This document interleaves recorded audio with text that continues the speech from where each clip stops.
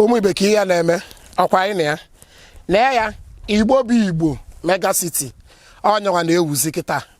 the realest ma abịa na ihe gbasara real estate ịghọtago by analysts anyị na-ele anyị na-ele ngala ọnụ anyị amakpọrọ gị baa n'ime ọfịa nwa ndị abachilesi ga na-akpọrọ gị baa n'ime ịgagide kwụsị ịfụ poolu ọkụ ịkwụsị ịfụ ụlọ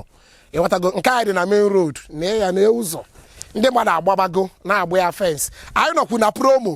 obere oge anyị puchi ya eto normal price so na anọ na promo kịta ịrọch ya ịghọta awaị gị plọtụ nke gị ịghọtago obere oge mgbe onye develop gị ribe uru ọ na-akịta onwe ego dị gị n'aka were ya mepụta ihe bịa ebe a pikita ofu anyị adịghị depreciate ịgbagodo anyị ebe alapịa 6 months 1 year ịbịa ihe eletekwu ego ahụ iji gbu ya lekwuo something safe anyị na-alị day by day ị na-aghọta na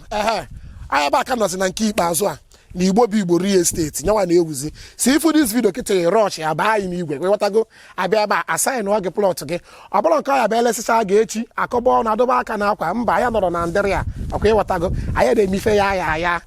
ndị mmadụ agbabago already na-efe nsị ya bido kịta plan your future ịghọtago mụnwa akọpụrụgo 15 plots ebe a gbaa ya fensị dobe n'akụkụ